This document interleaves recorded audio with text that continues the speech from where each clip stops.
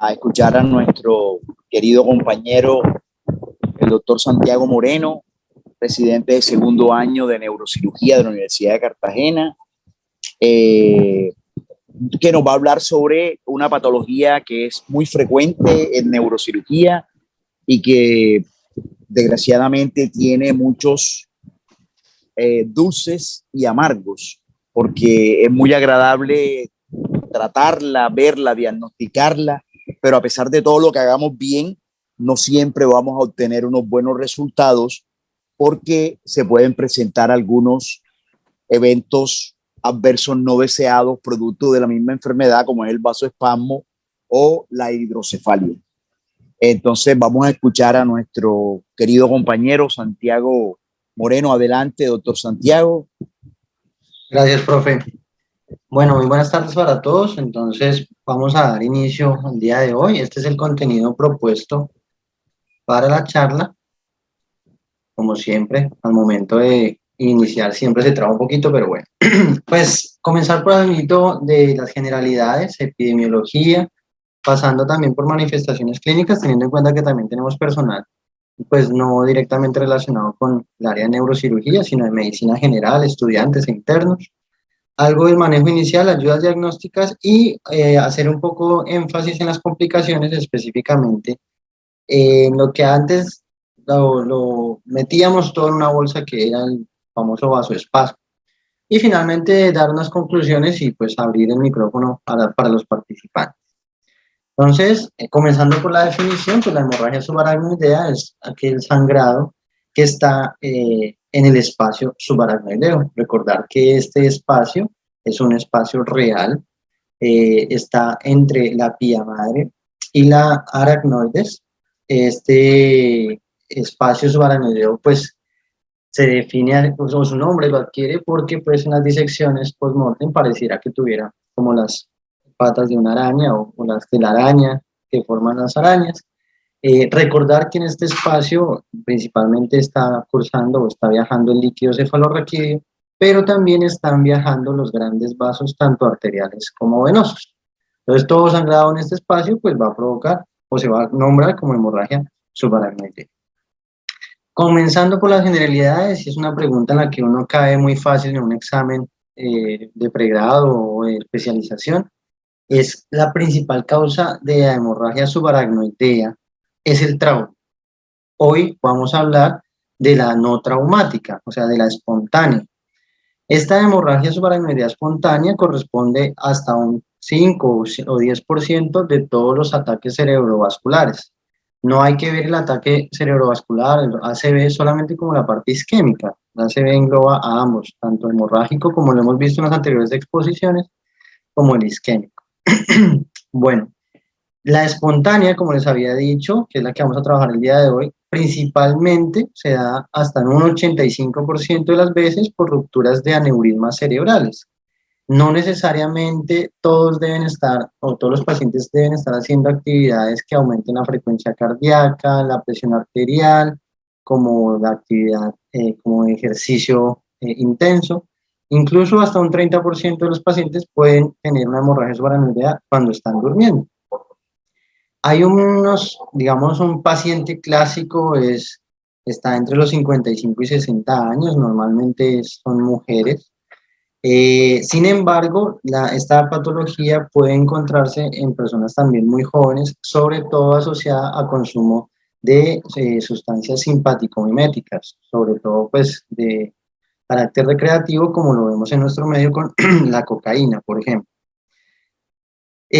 También puede haber una cefalea días previos al gran sangrado, que se conoce como una cefalea centinela. No siempre es fácil, digámoslo así, reconocible. Obviamente siempre va a ser como un diagnóstico, una conclusión pues a posteriori, porque pues inicialmente si se hubiera encontrado, si se hubiera sospechado, pues de pronto se hubiera hecho el manejo antes. Y puede estar tan tardía como 8 semanas. Entonces no siempre es fácil de relacionar.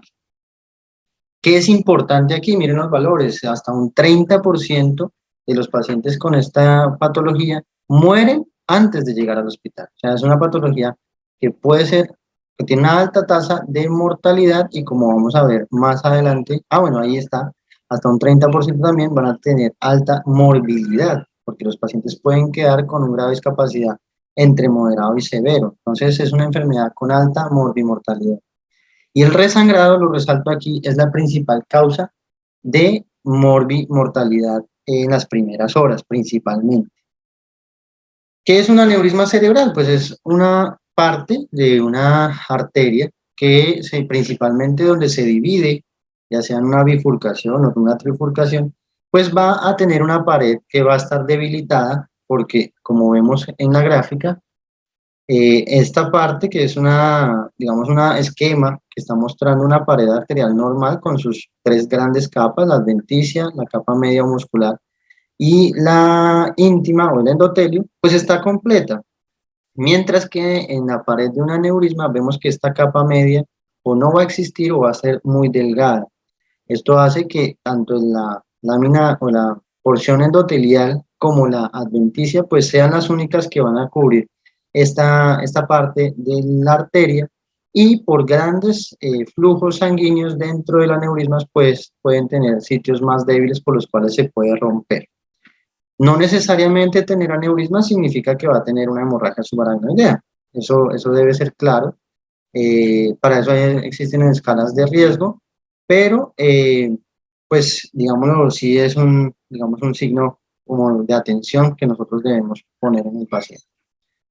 Les había dicho que se da principalmente en la bifurcación o de donde se dividen los vasos sanguíneos, porque pasamos de tener un flujo laminar a tener un flujo turbulento, donde la sangre está llegando con demasiada fuerza y cada vez que está latiendo el corazón, pues está generando, como dice el profe Almeida en las clases, como un martillo de agua sobre las paredes del vaso y donde esté en algún sitio más débil, pues es un sitio muy frecuente donde se puede romper. Con respecto a la morfología, los aneurismas cerebrales clásicamente pueden ser saculares, en su mayoría, pero también, como vemos en otras partes corporales, pueden ser de tipo fusiforme, en forma de uso muscular. Obviamente son un poco más complejos de tratar, se suelen disecar también más si no se controla adecuadamente las presiones arteriales, si no se hace un tratamiento rápido en el paciente. Y de los saculares, pues recordar que tiene un cuello y un domo y se pueden sacar relaciones también de cuello-domo para saber o para estimar qué tanto riesgo existe de ruptura de esos aneurismas. Teniendo en cuenta la anatomía vascular, el famoso polígono de Willis, con sus cerebrales anteriores, la comunicante anterior, comunicantes posteriores, cerebrales posteriores, vamos a tener diferentes sitios donde se pueden originar los aneurismas, y no solo los sitios, sino el tamaño y la dirección que va a tomar cada uno de ellos. Pueden ser aneurismas pequeños, pueden ser aneurismas grandes, pueden estar hacia anterior, hacia arriba, hacia posterior. Entonces, eso hace que primero necesitemos un estudio vascular imagenológico tridimensional para poder ubicarnos, digamos, ya sea en cirugía o sea a nivel endovascular, para hacer un adecuado tratamiento y abordaje principalmente de esos aneurismas. Se pueden dar más frecuentemente, se dice, en la circulación anterior, pero en personas más jóvenes principalmente se rompen más los de circulación posterior. Con respecto a más datos de epidemiología, la incidencia mundial va de 2 a 6 por cada 100.000 habitantes. Es más frecuente en mujeres comparado a hombres. Y existen algunas características de etnia que hacen más propensas a las personas afroamericanas y a los hispanos a presentar rupturas comparados a los europeos. Sin embargo, existe gran cantidad de hemorragia subaracnoidea en Finlandia. Por eso muchos de los estudios grandes existen o que se hacen son en este país. A medida que aumenta la edad, pues también va a aumentar la incidencia de hemorragia subaracnoidea, teniendo en cuenta que si estamos hablando de una una porción de un vaso sanguíneo que está débil, pues obviamente Los vasos sanguíneos pues no están exentos del paso del tiempo, donde las paredes, donde todas las condiciones que se han tenido durante toda la vida, los malos hábitos alimenticios, la falta de ejercicio, el consumo de alcohol, de cigarrillo, el mal control de la hipertensión arterial, diabetes, todo esto se conjuga y se suma para que años más tarde, pues obviamente tengamos unos vasos sanguíneos pues más débiles.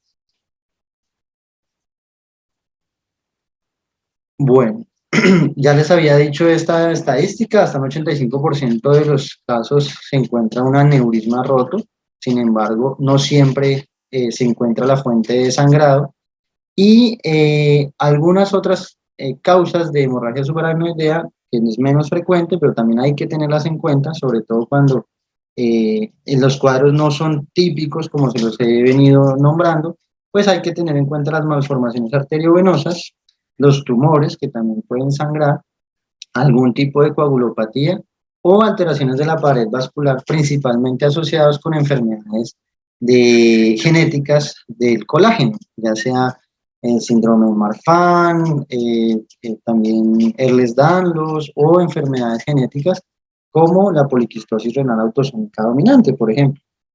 Si uno ve las tasas, tanto las tasas, no, las estadísticas o los porcentajes de mortalidad, tanto los que no se tratan como los que se tratan, uno ve valores muy grandes. Vemos aquí que hasta un 35% al mes que no se tratan estarán muertos. Y si no se tratan en un año, pues el 65% ya no estarán vivos. Eso es sin tratamiento, pero con tratamiento vemos también estadísticas tan altas como un 18% al año.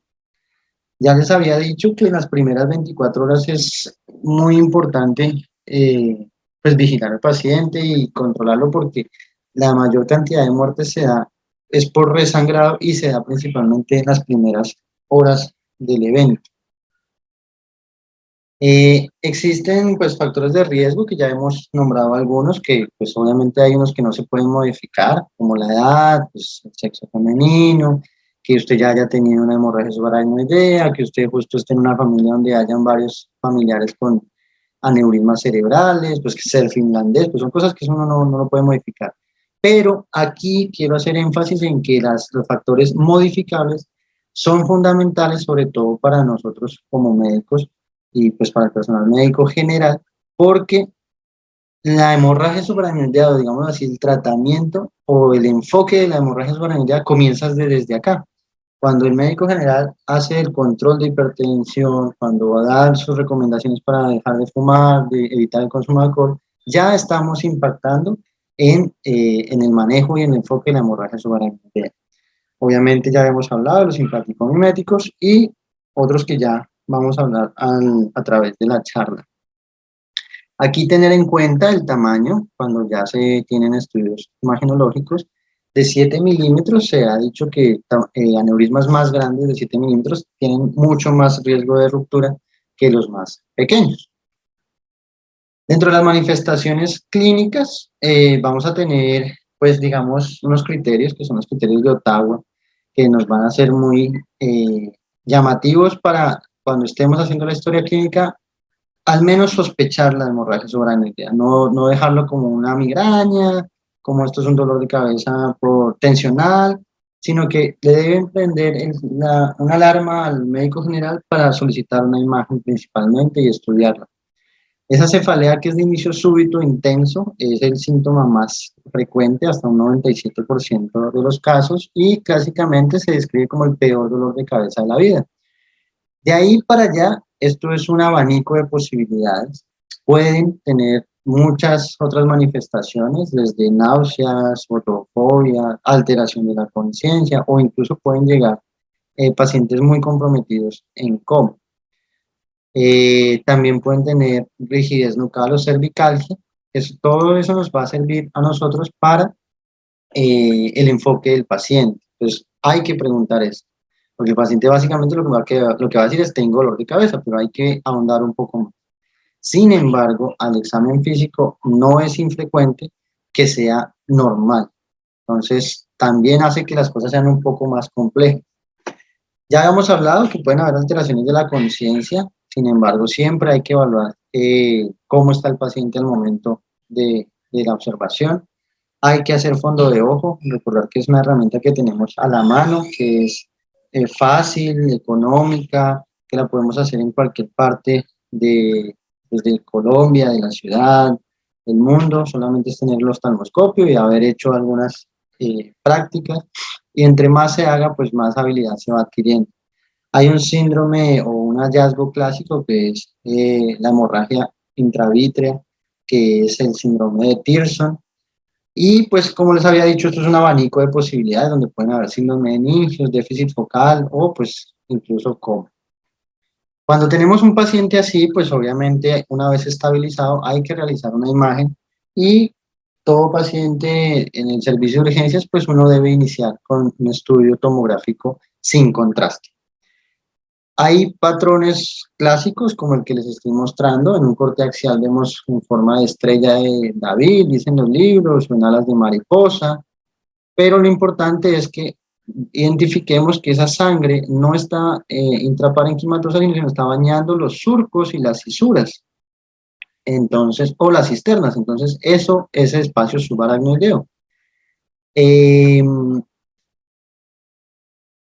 Se han descrito algunos patrones que pueden ayudarnos a más o menos vaticinarnos a decir esto puede ser un aneurisma en tal localización. Sin embargo, pues no es específico, y al fin y al cabo eso no va a cambiar la conducta en que se debe hacer un estudio angiográfico tridimensional, entonces, y tampoco va a cambiar el manejo. Entonces, pues digamos que pues sirve como para orientarnos, pero no necesariamente va a cambiar las conductas.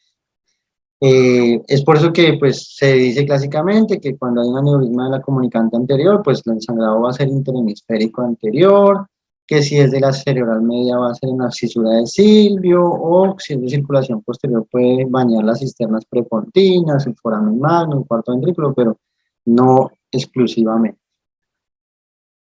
También puede haber en las imágenes de ingreso, también se pueden identificar hemorragias intraparenquimatosas, como lo estamos viendo aquí. Todos estos casos que los estoy mostrando, casi todos son reales, son de nuestro hospital universitario del Caribe, en lo que yo llevo de residencia.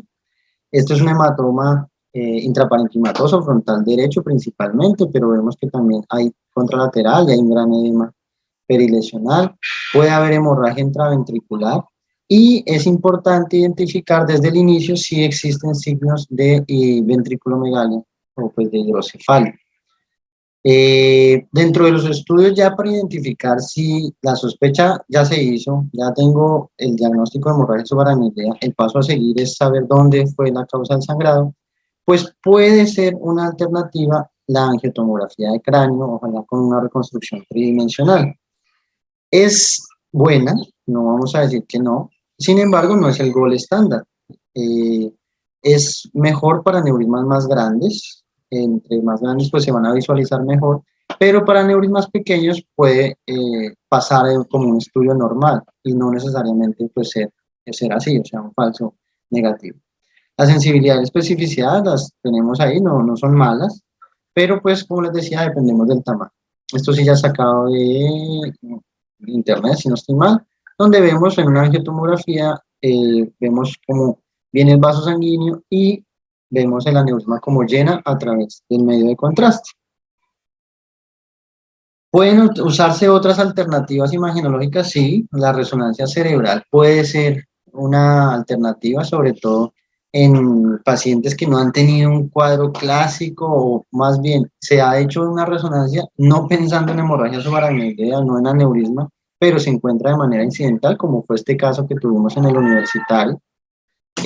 Vemos en este corte axial, en un tiempo de vuelo, cómo se dibujaba acá pues una protuberancia paracrinoidea derecha, lo cual pues corresponde a un aneurisma. Cosas buenas de la angioresonancia, pues no usa contraste, entonces pues es ideal para pacientes nefrópatas. Pero vuelve y juega lo mismo que pasa con la angiotomografía. Para aneurismas pequeños, pues no es tan rentable. Aquí Creo que están viendo el video reproduciéndose. Esta es una reconstrucción de una angioresonancia de un paciente que tuvimos el año pasado. Él se operó en nuestro hospital con un aneurisma del segmento comunicante posterior. Vemos que gracias a estas reconstrucciones que podemos hacer incluso con software gratuitos, pues vemos una morfología mucho más clara, vemos que va hacia abajo, un poco hacia posterior, cómo poder abordarlo, sobre todo pues en pacientes que se van a llevar a manejo quirúrgico. Obviamente para manejo endovascular también van a ser importantes. Pero esto no nos debe desviar o no nos debe, digamos, no deberíamos omitir el uso de la panangiografía. Es un estudio que se considera el gold estándar, tiene mayor capacidad para detectar aneurismas en todas las localizaciones y de todos los tamaños, y idealmente debe hacerse de manera tridimensional. Entonces, este estudio de panangiografía va a estudiar tanto la circulación anterior con las carótidas, tanto externas como internas, como vertebrales, y pues nos van a permitir dilucidar dónde están los aneurismas, el tamaño, la ubicación y la proyección.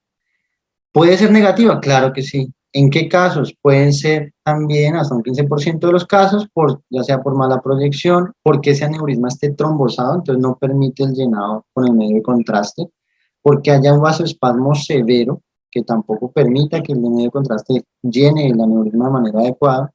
Y cuando esto suceda, cuando tenemos un cuadro clínico muy característico, debería repetirse.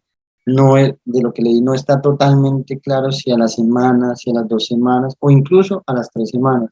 También en algunos textos que consulté no está claro si solamente es repetirla una, porque usted puede tener una panangiografía negativa, una segunda negativa y ya quedarme tranquilo. No necesariamente, usted puede tener incluso que repetirla hasta llevarla a una tercera panangiografía para poder lograr ver una aneurisma.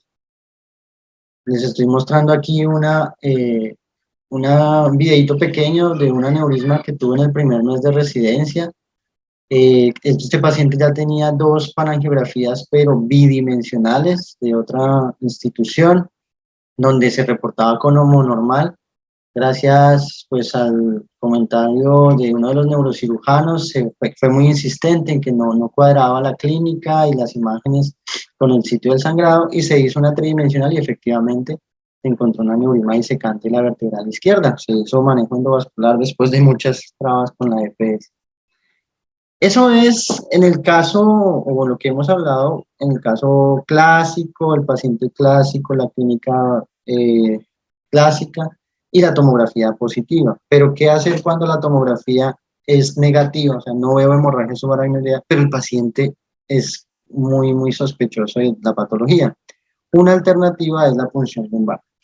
Entonces, se debe hacer recolección idealmente de 3 a 4 tubos para ver cómo está la coloración, si va cambiando a través del primer tubo hasta el último.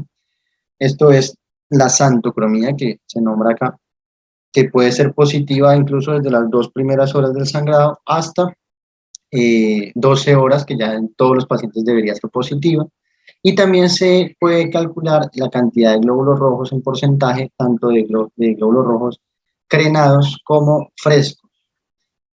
Obviamente una punción lumbar me va a servir para ver la presión de apertura, para ver cómo está la presión intracraneal.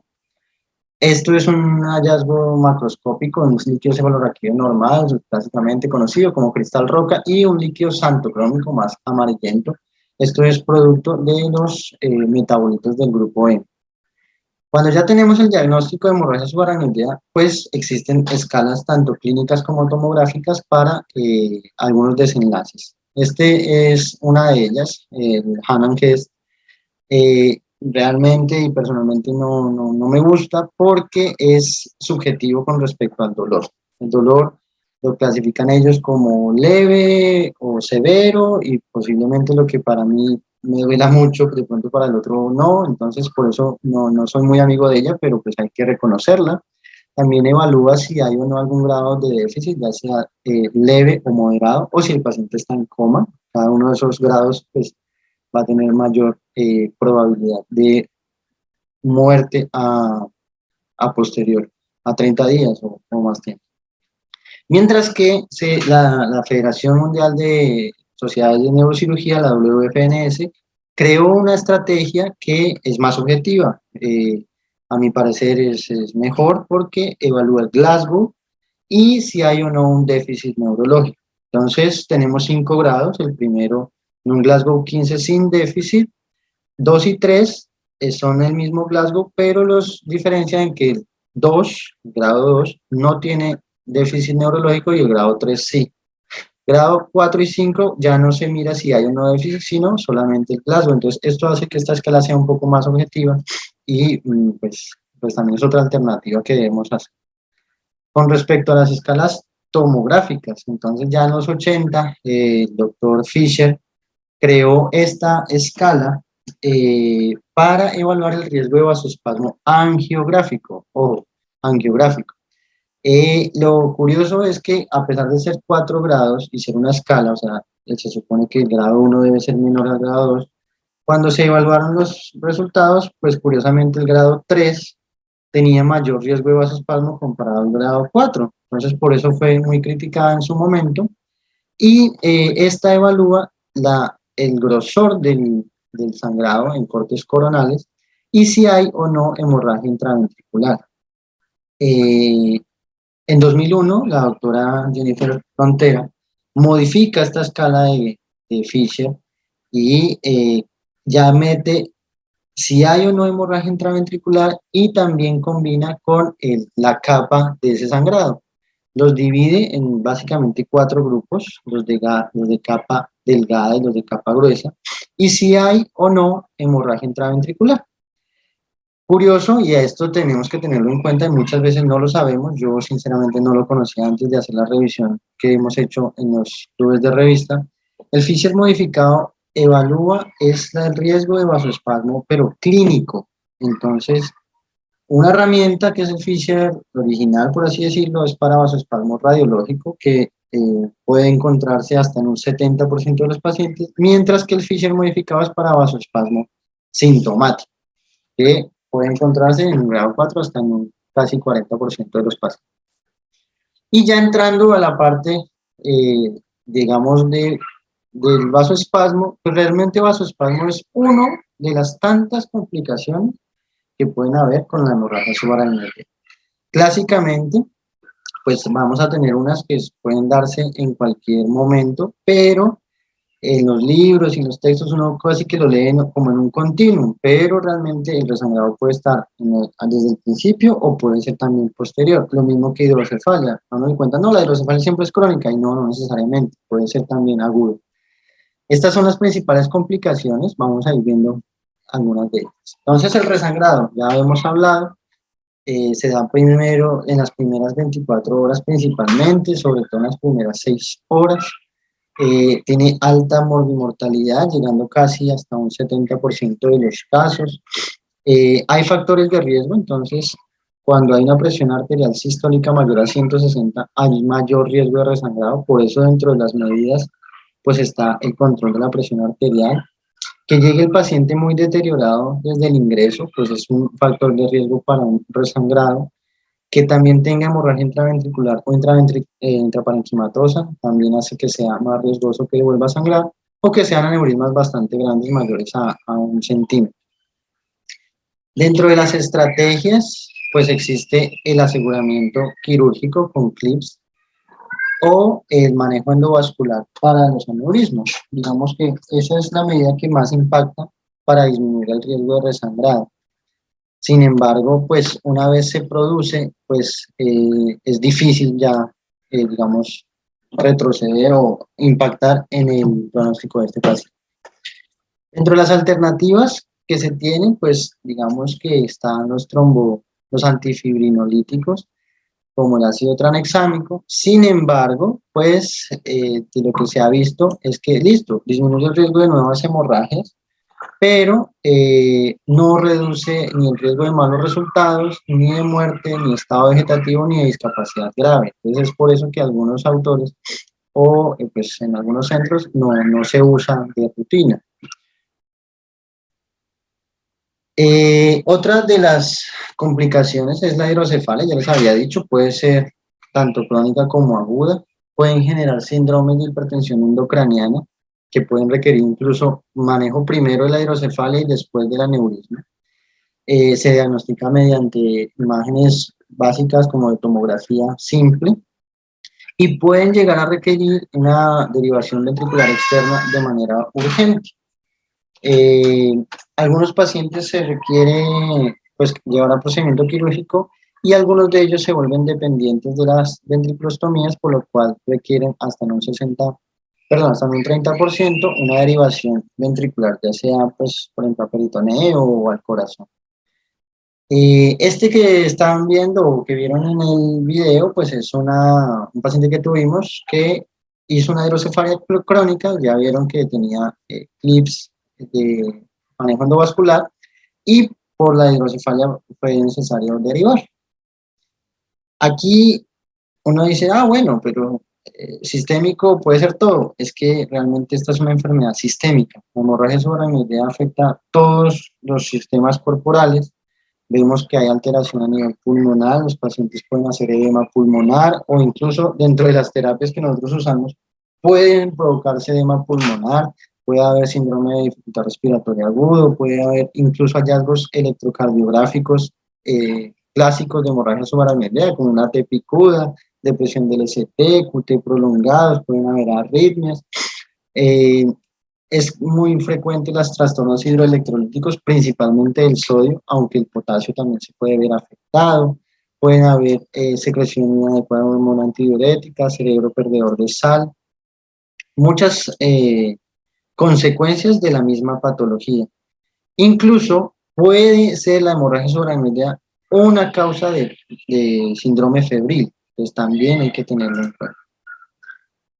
Con respecto al vasoespasmo, pues vasoespasmo realmente es la principal causa de una gran entidad que se conoce ahora como la isquemia cerebral tardía o retardada, depende cómo se traduzca, y realmente es el momento en que todavía está en estudio, no se ha logrado saber a ciencia cierta o de manera clara cómo es la fisiopatología de la misma, pero pues digamos que hay algunas teorías que tratan de explicarlo.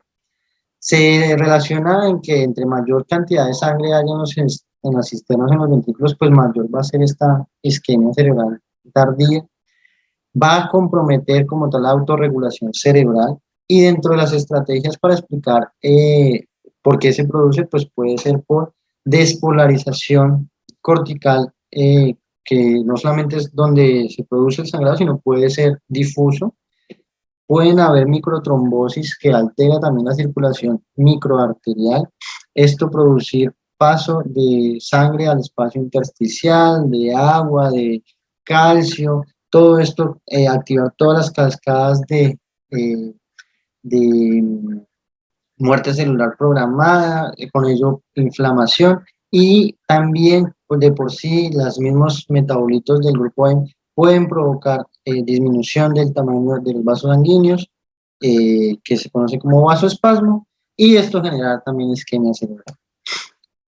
Es por eso que cuando se está sospechando o se ha diagnosticado, pues se debe hacer un manejo agresivo.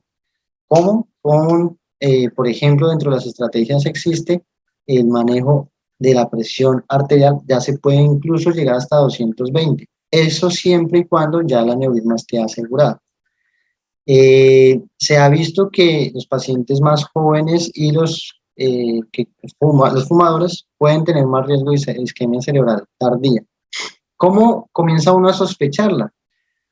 Todo paciente que puede estar bien y presenta algún deterioro neurológico focal por más de una hora, ya sea una hemiparesia, afasia, una hemianopsia, disminución en el alertamiento, disminución del Glasgow, hay que sospecharla y hay que comenzar a diagnosticarla, ya sea con imágenes, con Doppler transcraniano, y comenzar a actuar rápidamente.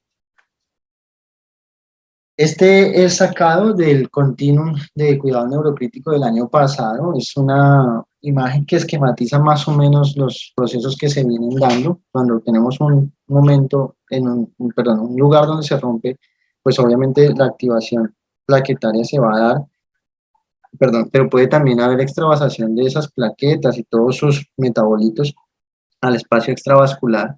Esto se genera microtrombos en las áreas cercanas al sangrado. Puede haber, pues no, hay alteración de la pared vascular y con ello paso de las sustancias intravasculares al espacio extravascular, lo cual genera aumento de las especies reactivas de oxígeno, hay daño endotelial, puede haber alteración nerviosa de los vasos sanguíneos perivasculares. Todo esto también me puede llevar por la ruptura o la degradación de los grupos del grupo N, los metabolitos del grupo N, a activación del óxido nítrico y eso también generar, ¿no?, tanto inicialmente vasodilatación como posteriormente, si no se degrada, también llegar a dar vasoconstricción severa, se alteran las membranas celulares, entonces no se da la adecuada despolarización. Entonces, es un continuo, esto es un paso a paso, es una cadena, y por eso decimos que estas complicaciones son sistémicas. Ya específicamente el vasoespasmo, que es una de las causas, pues ya les había dicho, hay tanto radiológico como sintomático. Es más frecuente el radiológico. Sin embargo, eso no quiere decir que todo paciente que tiene vasoespasmo radiológico va a presentar sintomatología. Eh, Se da principalmente entre los días 4 y 14, sin embargo, puede ser tan temprano como el primero o segundo día, como tan tardío hasta el día 21 o 28. Eh, Hay estrategias que se han usado para, nosotros ya lo he dicho, hay estrategias que se han usado para su diagnóstico, entonces, por ejemplo, el Doppler transcraneal o la tomografía simple donde se vean áreas de hipodensidad, nos pueden llevar a sospecharlo y hacer un estudio vascular, ya sea de angiotomografía o panangiografía, donde se ve pues un adelgazamiento de más de 2/3 el tamaño arterial inicial. Así se define como tal, pues, radiológicamente el vasoespasmo. Es mayor el riesgo de presentar vasoespasmo en menores de 50 años y en pacientes que no tienen adecuado control glicémico, entonces vuelve y juega. La atención o el enfoque de la hemorragia subaracnoidal comienza desde antes que se rompa el aneurisma. No está claro, porque en algún momento se llegó a decir, no, el manejo endovascular genera más vasoespasmo que el clipaje, y otros no, al revés, cada uno defendiendo su posición. Realmente no está claro si uno u otra vía de manejo va a generar más vasoespasmo que el otro. Es por eso que el seguimiento con Doppler transcraneal diario, y principalmente en los primeros 10 días, es fundamental, o pues más que diario es cada vez que el paciente pues lo requiera, porque usted puede hacer uno diario, pero si el paciente se deteriora en el mismo día, pues obviamente hay que requiere otro nuevo control de Doppler. Tener en cuenta que requiere una curva de aprendizaje, es operador dependiente, pero pues es una herramienta que está al lado de la cama del paciente, que es más económica que una panangiografía, no es un estudio invasivo, entonces tiene muchos pros que se deben tener en cuenta. Una vez diagnosticado, pues la terapia debe ser agresiva, siempre y cuando el aneurisma ya esté tratado. Como les decía, se pueden hacer diferentes estrategias, como el aumento hemodinámico. También tiene sus contras, ya se ha visto que la hipervolemia puede ser más perjudicial a veces que beneficiosa, por eso la terapia triple H ha tenido tanta controversia, sobre todo por el edema pulmonar que provocaba o que provoca. Y cuando es un vasoespasmo focal, una alternativa pues, que tenemos a la mano es la angioplastia con balón. Sin embargo, esta estrategia no es posible, por así decirlo, en un vasoespasmo difuso. Dentro de las muchas alternativas que se han usado, pues están los vasodilatadores intraarteriales, como es el nimodipino, el milrinone, papaverina, verapamil o nitroprusiato, pero realmente ninguno ha demostrado con evidencia fuerte ser, digamos, actuar directamente en este vasoespasmo. ¿Por qué seguimos dando nimodipino? Entonces, porque es que el nimodipino, vía oral o enteral, no es que disminuya el vasoespasmo, eso ya está claro, eso no lo hace, pero a los pacientes a los cuales se les colocó nimodipino comparado a los que no, pues estos pacientes que se les colocó tuvieron menos discapacidad severa, menos tasas de mortalidad y de cierta forma, pues mejor resultado neurológico a posterior. Es por eso que se da, más no como se colocó inicialmente en sus inicios para disminuir el riesgo de vasoespasmo. Entonces les quise traer dos aspectos que yo la verdad no había leído, me pareció interesante y me gustaría compartírselos. Este es un artículo eh, publicado en Zurich, en el Hospital Universitario de Zurich. Fue hecho con 47 pacientes, evaluando la cantidad, o más bien la relación que existía entre la hemoglobina en el líquido cefalorraquídeo eh, y la relación de la lesión cerebral secundaria relacionada con hemorragia subaracnoidea. Entonces, todos estos pacientes tenían ventriculostomía. Entonces, diariamente se les tomaba un cc de líquido cefalorraquídeo, se estudiaba y se miraban sus productos de degradación de la hemoglobina. ¿Con qué objetivo? De buscar un biomarcador. Ustedes saben que los países desarrollados están buscando es cómo evitar o cómo pronosticar que de pronto un paciente se va a deteriorar o va a tener alguna complicación, entonces cómo preverlo. Y esta fue una estrategia que ellos usaron. Entonces tenían el líquido cefalorraquídeo, tenían los días y estaban evaluando la hemoglobina, bilirrubina, biliverdina y la metahemoglobina. Todos ellos son metabolitos del grupo E.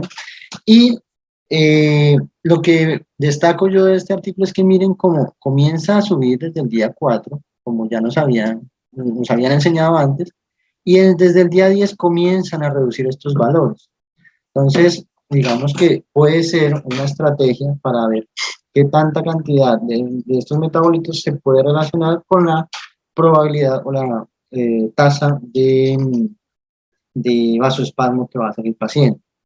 Aquí vemos, voy a acercar un poquito más, cómo se evalúa la cantidad de hemoglobina en el líquido cefalorraquídeo comparando cuando hay hemorragia intraventricular como cuando no. Entonces vemos que cuando hay hemorragia intraventricular, que es en rojo, pues hay mayor cantidad de hemoglobina, lógicamente. Y eso, miren que vuelve y juega entre el día 4 y el día 10, llegan los picos más altos y después comienza a disminuir, relacionándolo también con lo que se había visto anteriormente.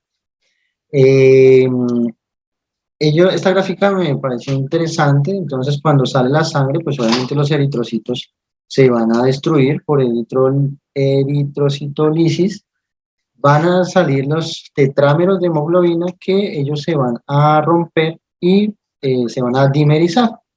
Ellos se van a oxidar y pueden liberarse ya como tal el grupo M. Estos son los metabolitos que a través del tiempo son los que van a ir dando los cambios de coloración, por ejemplo, que vamos a ver en el líquido cefalorraquídeo.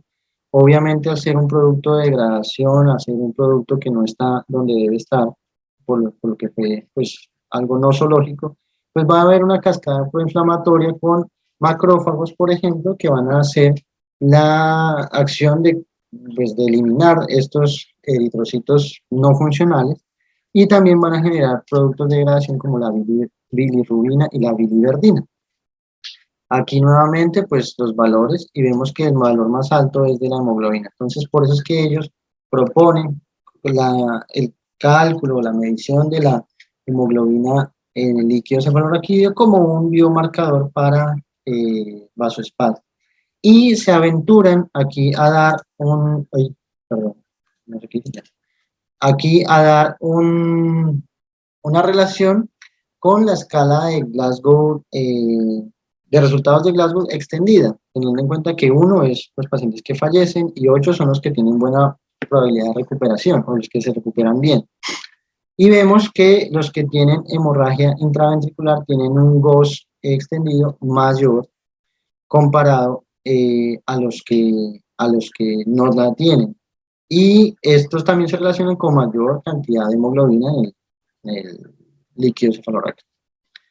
Una propuesta como tal. Y la otra es, como también digamos, estrategias más fáciles para nosotros como equipo de salud, eh, prever o al menos identificar qué pacientes tienen mayor riesgo de presentar isquemia cerebral tardía y con ello vasoespasmo para actuar de manera de pronto anticipada. Entonces aquí están evaluando los valores de leucocitos en sangre y de PCR, tanto al ingreso como al tercer día. Esto se hizo con 117 pacientes, es un estudio retrospectivo, se hizo en Letonia, fue publicado este año, en febrero, y vemos aquí que dentro de los estudios que hicieron, perdón, eh, con significancia estadística tuvieron que recuentos mayores a 13.000 leucocitos en sangre y de PCR mayor a 1, realmente a 1, son valores que pueden predecir qué pacientes van de pronto a presentar esta complicación. ¿Qué dicen ellos? Que entre cada vez que aumentan 1.000 leucocitos, la probabilidad de desarrollar isquemia cerebral o vasoespasmo cerebral es de un 5%. Y con la PCR, aumentando 1 miligramo por litro cada día como lo midieron al primer y al tercer día, cada vez que lo medían, eh, es un riesgo del 16%. Entonces, ¿qué es importante acá? Que no les dio significancia estadística al día 3, al tercer día, pero sí al ingreso. Entonces puede ser también una alternativa de medición para los pacientes al ingreso. Obviamente uno sabe, pues, ¿para qué le va a pedir PCR? ¿Va a ser elevada? Sí, claro, pero puede ser un marcador para predecir algunas complicaciones. Obviamente todo lo que yo les he dicho ahorita ha estado en estudio, incluso esa hemoglobina del primer estudio de Zurich ha sido también en experimentos, ya esos estudios experimentales se ha puesto aptoglobina, que es un degradador de la hemoglobina, para lavar y para lavar rápidamente estos productos de desecho y se ha visto como una estrategia en el abordaje del posible abordaje médico del vasoespasmo. Obviamente son estudios experimentales, requieren más evidencia y más estudios para poder sacar una conclusión fuerte, una evidencia fuerte. Eh, Esto pues es básicamente las escalas, las tablas ROS de tanto la cantidad de leucocitos como de la cantidad de PCR. Obviamente no son pruebas perfectas, la idea es que tanto la sensibilidad como la especificidad sean altas para que la gráfica sea lo más cercana a la parte superior izquierda, pero pues es una estrategia que me parece interesante traer. Entonces, como conclusiones, pues ya sabemos que la hemorragia subaracnoidea no traumática, la mayoría es por ruptura de aneurismas cerebrales, tiene alta tasa de mortalidad, tener en cuenta la sintomatología del paciente, la cefalea es el principal motivo de consulta. Ante esta entidad nosológica, lo primero es estabilizar al paciente, por favor, antes de llevar una imagen siempre hay que tener en cuenta que debemos tener paciente. El nifmodipino se debe instaurar apenas se haga el diagnóstico, ya sabemos, no reduce el riesgo de vasoespasmo, pero sí tiene mejores resultados neurológicos al ser un neuroprotector. La parangiografía tridimensional es el gold estándar. La principal causa de complicación, como ya vimos, es el resangrado en las primeras 24 horas. Y aquí importantísimo, esto es una enfermedad sistémica, afecta a muchos órganos, hay que tener un enfoque multidisciplinar y lastimosamente, como lo dijo el profe en el preámbulo, es muy bonita diagnosticarla, tiene unos hallazgos semiológicos muy ricos, tenemos imágenes hermosas, pero lastimosamente muchos pacientes tienen resultados devastadores, por lo cual aún falta esclarecer el mecanismo fisiopatológico y las opciones de tratamiento. Muchas gracias y pues bueno, quedo atento a sus comentarios. Excelente, doctor Santiago, lo felicito. La forma en que abordó el tema, pensando por la parte anatómica, epidemiología, etcétera, pues creo que quedó bastante claro. Yo solamente me permitiría añadir, usted habló de la parte anatómica, Menciono, bueno, habitualmente los aneurismas se dividen en tres partes. Su cuello, que es donde se une con su vaso normal. Su cuerpo, que es la parte más ancha del aneurisma. Y el domo o cúpula es donde confluyen todos los vectores de fuerza y es habitualmente por donde se rompe. Lo que determina la posibilidad de que el aneurisma se rompa es su tamaño y su relación cuerpo-cuello, lo cual también nos lleva a que para clasificar los aneurismas de acuerdo a su forma, hablemos de aquellos que comprometen habitualmente menos del 25% del diámetro de la arteria, y estos son los que se conocen con el nombre de saculares, mientras que aquellos que comprometen más de un cuarto de la circunferencia de la arteria se llaman entonces defectos segmentarios y son casi siempre los que ameritan un tratamiento con el uso de una reconstrucción de la pared a través de un stent, bien sea de celdas abiertas, celdas mixtas o inclusive un redireccionador. El resto me parece, doctor, que abordó los temas. No sé si alguien tenga alguna pregunta, tenga algo que anotar. Lo felicito, doctor Santiago. Gracias, profe. Hola Santi, ¿cómo vas? ¿Claudio? No, perdón. ¿Javier? Santi, te felicito por la presentación.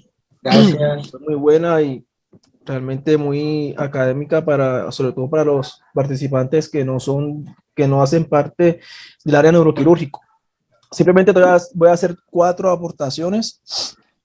La primera, en relación cuando hablaste del espectro clínico e imagenológico de la hemorragia supraranoidea, en relación con el vasoespasmo. Ya en nuestras revisiones propias del servicio, cuando tocamos en los clubes de revista estos temas, damos bien claro los conceptos, que básicamente son 3. Tenemos la isquemia cerebral tardía, que viene siendo la manifestación clínica de un paciente que tiene una hemorragia supraranoidea. Como tú bien lo explicaste, la paciente que hace una focalización neurológica que va más allá de 1 hora. Un paciente que presenta una isquemia cerebral tardía necesariamente no tiene un vasoespasmo. Eso tiene que quedar bien claro porque el vasoespasmo es un concepto panangiográfico. Lo que sabemos hoy en día es que un 30% de pacientes que tienen vasoespasmo pueden hacer isquemia cerebral tardía. Es por eso que cuando estamos frente a estos pacientes, muchas veces cuando estuve con el doctor Almeida en neurodinamia, tenemos pacientes que clínicamente estaban sin focalización, pero que tenían vasoespasmo angiográfico. Entonces, para que quede bien claro esto, el paciente que hace clínica hace una isquemia cerebral tardía. El paciente que se le encuentra angiográficamente o por angiotomografía, por alguna imagen vasoespasmo, tiene un vasoespasmo. Son 2 conceptos muy distintos. Y el tercer concepto viene siendo el infarto cerebral, que muy bien sabemos que es toda imagen ya establecida en la tomografía o en la resonancia 6 semanas después del inicio del evento, o cuando se hace el manejo 2 días después. Eso tiene que quedar bien claro porque para que no haya confusión en esos 3 términos. Entonces, clínica, isquemia cerebral tardía. Cuando hay estenosis arterial por angiografía, vasoespasmo. Eso por una parte. El segundo punto que quería agregarte, que aunque lo mencionaste y no profundizaste, obviamente porque no era el tema, es en relación con el ecodoppler. Hoy en día, el ecodoppler tiene un papel muy importante, sobre todo en el diagnóstico y en el seguimiento del paciente con hemorragia supraranoidea. Empezando porque es un elemento diagnóstico que no es invasivo, que yo puedo hacer rutinariamente todos los días si quiero al paciente. Y pues, aunque lo hacemos más en las UCIs, nos sirve mucho para hacer seguimiento. ¿Por qué? Porque se pueden hacer en los días picos de vasoespasmo, que sabemos muy bien que es uno de los el tercer, séptimo y 21 días. Si lo hacemos en esos días, eso aumentar la especificidad y la sensibilidad del Doppler. Y también porque al ser un examen muy sensible y con un valor predictivo muy alto, prácticamente un ecodoppler negativo casi que nos descarta una isquemia cerebral tardía y un vasoespasmo. Todo lo contrario, si nos sale positivo, hay que de activar la realización de una panangiografía en caso que no tengamos el recurso inmediatamente que gracias a Dios no pasa en nuestra región Caribe, en nuestra ciudad, que tenemos la panangiografía pues a la mano. El tercer punto que quería hablar, sobre todo para los médicos generales que están en la revisión, es la importancia de la punción lumbar. Eso lo viví yo como médico general y ahora como residente lo sigo viendo en los servicios de urgencias. Se duermen con el paciente que llega con una cefalea con características de hemorragia supraranoidea y ven una tomografía normal. Como lo dijo muy bien Santiago, el paso a seguir es la punción lumbar. Hay que hacerla, hay que hacerla. Los textos y las guías dicen que tiene que ser el más experto para disminuir el riesgo de que sea traumática. Perfecto, pero si no está la persona experta, hacerla y no quedarnos tranquilos. Ahora bien, si dentro de su protocolo o dentro de su algoritmo mental está hacer una panangiografía, perfecto, se acepta. Pero si no, no quedarse dormidos porque el paciente no tiene una tomografía normal. Cuidado, porque hemos visto pacientes que se complican a las 48 horas por resangrado o por vasoespasmo. Entonces es bueno acceder y perder el miedo a la punción lumbar. Eso es el caso de servicios de urgencia donde no hay neurocirugía o inclusive anestesia presente. Y ya por último, como para reforzar lo que tú dijiste en cuanto al tratamiento, directamente con el vasoespasmo. Lo que las guías, que bueno, son viejitas, hoy en día estamos todavía con las guías americanas y con las europeas que son de 2012, estamos esperando que salgan las nuevas este o el otro año. Pero lo que hoy en día se maneja, como tú bien lo dijiste, es nimodipino, realmente más que, sí, nimodipino es lo que es la intervención más importante y mantener al paciente euvolémico y eunatrémico. Esas son las tres medidas más importantes en cuanto a prevención de vasoespasmo. Ya cuando tenemos un paciente con vasoespasmo, como tú bien lo dijiste, las guías americanas defienden el hecho de aumentar la presión arterial de 180 hasta 200 la sistólica. La europea muy poco lo indica, pero la americana, que es la que nos rige a nosotros, sí lo indica. Y al resto de tratamientos como las estatinas y las demás que hemos manejado, sabemos que hoy en día no tienen ningún tipo de evidencia y nos queda en la parte de endovascular, perdón, que es la aplicación directa hacia vasodilatadores o usando el balón dilatador. Pero en términos generales, Santi, excelente la charla y te felicito. Muchas gracias, doctor Bellido. Bueno, quería agregar, ahora que el doctor Bellido comentó que la punción lumbar no solamente nos sirve como diagnóstico, sino que también nos sirve como tratamiento porque disminuye la cefalea en el paciente por varias razones. Una, porque permite lavar el líquido santocrómico hemorrágico que vamos a tener en el espacio subaracnoideo y que el recambio hacia un líquido cefalorraquídeo con menos metabolitos degradantes de la hemoglobina y degradación de la hemoglobina se acumule en el espacio subaracnoideo. Entonces, fíjese que nos sirve para el dolor de cabeza, para el vasoespasmo y también por el mismo bloqueo de las vellosidades aracnoideas con base para el aumento de la presión. Ustedes, Santi me preguntaba, mi doctor Santiago me preguntaba que si yo tenía una bibliografía sobre esto. Y la verdad es que en algún momento lo debí leer, pero ahora mismo no recuerdo. Pero háganle ustedes una punción para un paciente con cefalea, con hemorragia subaracnoidea, ojalá con el aneurisma tapado, aunque se pueda hacer con el aneurisma descubierto, pero para no drenarle tanto. Pero drenenle ustedes 30 centímetros a este paciente y déjenlo acostado y le garantizo que el paciente le va a decir, doctor, que ahí yo ya no estoy pidiendo narcóticos, que hoy en día se ha vuelto un gran peligro por el abuso o la adicción que pueden desencadenar los narcóticos que utilizamos para tratar la cefalea intensa. Entonces, la punción lumbar no solamente es diagnóstica, sino también terapéutica. Y bueno, ¿quién más tiene algún otro comentario, por favor? Muchas gracias por su comentario, doctor Bellido. Buenas noches, Rafa. Hola, profesor, ¿cómo está? ¿Cómo ha pasado? Profe. Bueno, aquí oyéndolo a ustedes. Qué alegría escucharlo, profe, qué alegría escucharlo. Adelante, profesor. No, pues quería hacer un apellido a la punción lumbar. La punción lumbar se llama la punción lumbar de primer intento. ¿Ya? ¿Por qué? Porque las punciones lumbares, cuando son de más de 2 o 3, van a enredar el cuadro. Una jaqueca común y corriente se puede convertir en una hemorragia subaracnoidea, porque la punción lumbar va a ser traumática y porque en el laboratorio no le van a hacer inmediatamente el líquido cefalorraquídeo, sino que lo van a dejar cuando le toque el turno y eso va a aumentar los crenocitos y queda uno entonces que no sabe si el paciente tiene o no tiene la hemorragia subaracnoidea.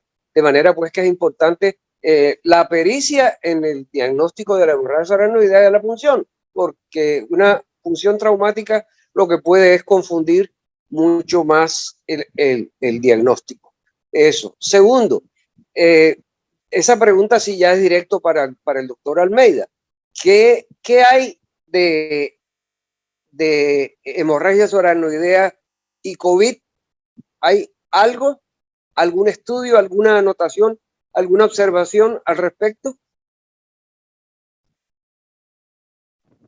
Bueno, doctor García, muchas gracias por su comentario, por su aporte.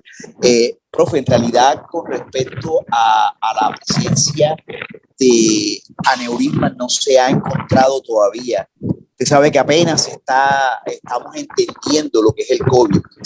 Se ha visto muchísimo más relación con la trombosis de los senos venosos y del sistema venoso profundo. Se ha visto mucha relación, pero creo que con el tiempo se puede presentar con la microtrombosis que estimula la reacción autoinmune del COVID.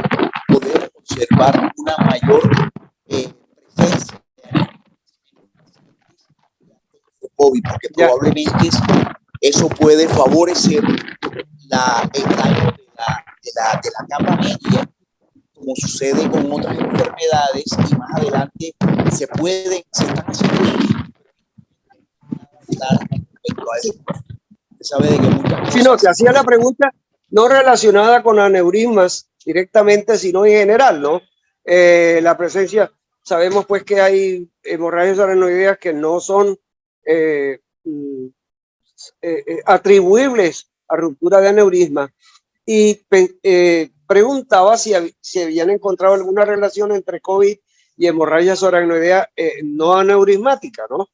Tú estás comentando pues que hay trombosis venosas, etcétera, y bueno, allá también puede haber también hemorragias localizadas, etcétera. Eso es interesante. Otra pregunta que tenía yo para Santiago, no sé si encontró, ¿cuál es el daño genético o cromosómico que se ha podido localizar en los pacientes con el trastorno de la pared vascular que conlleva la presencia de aneurisma? ¿Hay algo al respecto?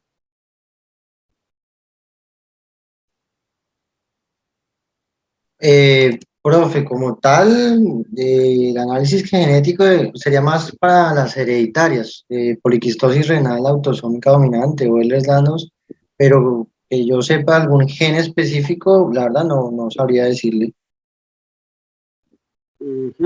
Bueno, interesante buscarlo. Sí, profe. La doctora Parra tenía la mano levantada, creo. Muchas gracias, doctor García, por sus aportes. No, con mucho gusto, Rafa. Buenas noches, hola, ¿sí me escuchan? Sí, le escuchamos. Sí, doctora, adelante, por favor. Hola, un gusto. Joana Parra, médico general. Doc, yo realmente pues tengo dos dudas. La primera es con respecto a la toma de la muestra de la punción lumbar. Durante la charla el doctor Santiago nos comentaba de que había que tomar una muestra de 4 tubos. Me pareció un poquito curioso, no sabía si habría pues algo al respecto, porque 4 tubos realmente no me quedó muy claro, y pues la cantidad pues en cada tubo de líquido cefalorraquídeo que se va a tomar. Esa es una de mis dudas. Y la otra es con respecto pues a aquellos pacientes en los que ya pues está diagnosticado, pues ya está instaurado pues una hemorragia subaracnoidea, en los que se evidencia que también tiene en los que se evidencia que también tiene hidrocefalia. ¿Cómo es posible poder diferenciar si es una hidrocefalia crónica de una aguda, ya un paciente que no tiene antecedente quirúrgico ni nada por el estilo. Esas serían como mis dos dudas. Gracias. Bueno, con respecto a la primera, que es porque la cantidad de tubos, pues digamos que algunos libros incluso también dicen solo 3 tubos, pero es más para ver las características macroscópicas. ¿Con qué objetivo? Si esto es una hemorragia subarácnida, los 3 o 4 tubos todos van a tener la misma, digamos, coloración. Pero si es una función traumática, como es lo que está comentando, por ejemplo, el profesor García, la primera te va a salir más hemática, o sea, más roja, comparado al último tarro. Entonces, esa es como la sugerencia. ¿Y cuánto? Para un laboratorio, para un estudio de líquido cefalorraquídeo, se deben enviar mínimo 3 cc de líquido cefalorraquídeo. Entonces, es por eso la cantidad y el por qué. También eso no solamente se hace al ojo, eso también se puede calcular por espectrofotometría de la cantidad también, digamos, absoluta o el valor de la santocromía. Y con respecto a la hidrocefalia, pues si es una hidrocefalia obstructiva, muy probablemente el paciente va a llegar muy mal, muy deteriorado, obviamente eso es muy rápido o el deterioro es rápidamente progresivo, eso pues es agudo, mientras que la hidrocefalia crónica, pues ojalá uno pudiera tener una imagen previa al paciente, pero no siempre es así, pero se da principalmente pues después de los días 14 desde el momento del sangrado. Entonces ahí es como se le define entre aguda y pues crónica. No sé si de pronto quieran aportar algo más mis compañeros o los profes. Sí, de acuerdo. Gracias, doctor Santiago, doctora Parra. Habitualmente la clínica, como lo dice los textos guías, es soberana y en esa parte pues uno se basa. Un paciente que antes de su hemorragia subaracnoidea venía sin ningún síntoma de aumento de la presión intracraneal, y en la medida en que le vamos haciendo tomografías de control, de diagnóstico, de inicial, posteriormente si se trata después de que se clipa o se emboliza al paciente, y uno va viendo que cada vez se va aumentando el diámetro de los ventrículos, se van abalonando el tercero, ya uno sabe, se va trasudando subependimariamente. Entonces uno dice, mira, este paciente está haciendo una hidrocefalia, y como decía el doctor Santiago, casi siempre pasa después del día 10. A veces puede suceder en forma aguda cuando hay sangre intraventricular y se nos tapona el cuarto. O sea, en resumen, es un diagnóstico más clínico a que si ya desde que el paciente entra uno lo ve con una hidrocefalia, ya uno dice, bueno, este paciente previamente la traía, pero si uno a la entrada lo hace y no lo ve, sabe de que muy probablemente sea como consecuencia o del daño de las vellosidades, o sea, por la disminución en la reabsorción, manteniéndose la producción de líquido cefalorraquídeo, o por un taponamiento en el tercero o en el cuarto ventrículo. Quería aprovechar, no sé si con eso le quedó claro, doctora. Sí, doctor, muchas gracias. Tenía otra preguntita. Bueno. Sí, díganos usted. Doc, ¿se ha encontrado algo? Se habló mucho de la incidencia de hemorragia subaracnoidea en mujeres. ¿Se ha encontrado algo, alguna explicación al respecto? No sé si tenga que ver la carga estrogénica o no sé qué se ha hablado de eso. ¿Contesta usted, doctor Santiago?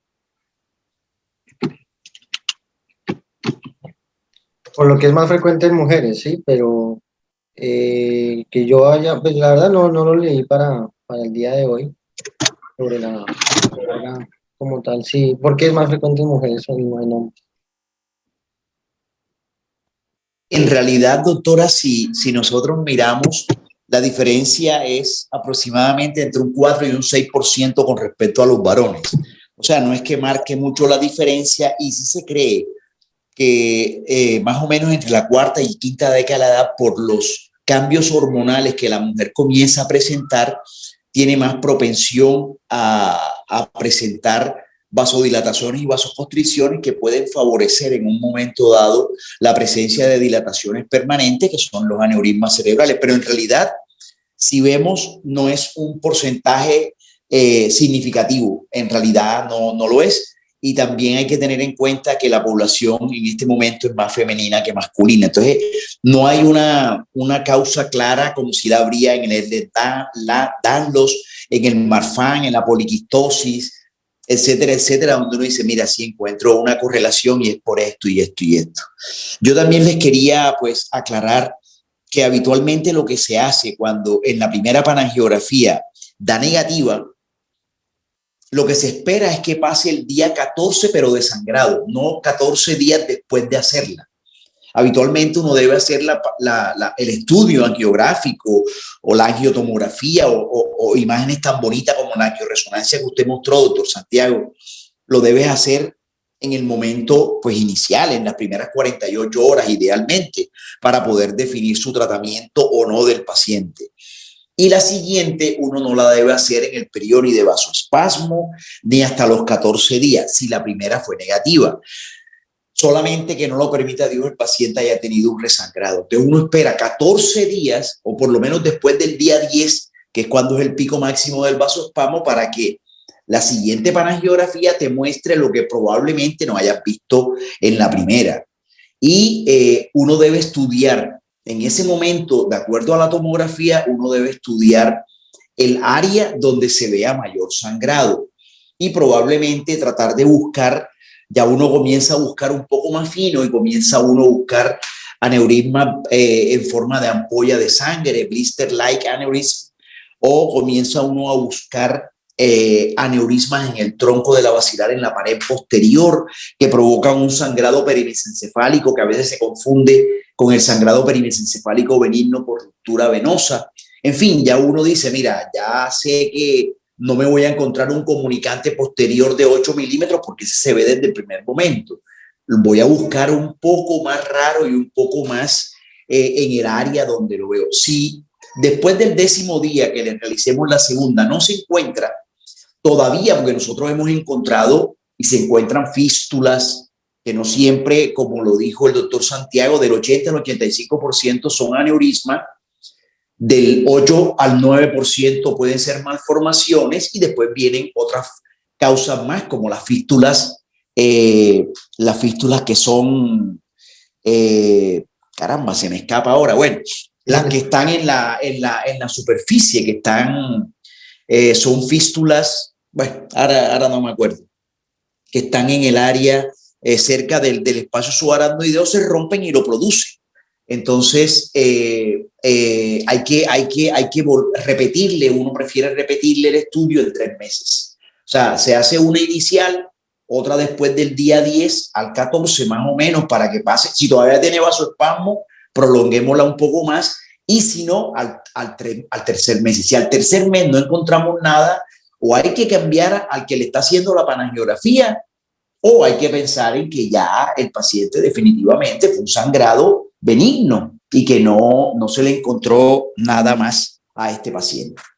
Así es que, bueno, no sé si tengan alguna otra pregunta, algún otro comentario. De pronto ahí para agregar que también leí no descartar una causa de sangrado espinal, ¿no? También puede ser un sangrado a nivel de la médula que pueda bañar el espacio subaracnoideo y pueda ser esa causa de una panangio pues negativo. Sí, señor. Excelente, Santi. Las fístulas perimedulares que más producen esto son las tipo 5, que son las que tienen, las que están en la periferia de la médula, principalmente en la región cervical, y que sangran y producen toda una sintomatología ascendente de hemorragia subaracnoidea. Por eso, dentro de los estudios de extensión que uno hace, cuando ya la primera dio negativa, uno hace las vertebrales e inclusive las subclavias para mirar toda la región cervical, porque ahí pueden aparecer fístulas perimedulares que sean la causa del sangrado. Muy bien ese comentario. Muchas gracias. ¿Alguna otra acotación? Si no, Les quiero agradecer a todos, al doctor Santiago nuevamente felicitarlos, darle felicitaciones a los organizadores de estos eventos que se han mantenido a pesar de todo el tiempo, y sabemos la dificultad que ustedes y nosotros también tenemos por la hora, pero son enriquecedores. Así es que bueno, muchas gracias y gracias por tenerme en cuenta como su moderador. Profe, a usted muchísimas gracias y a todos también por estar aquí.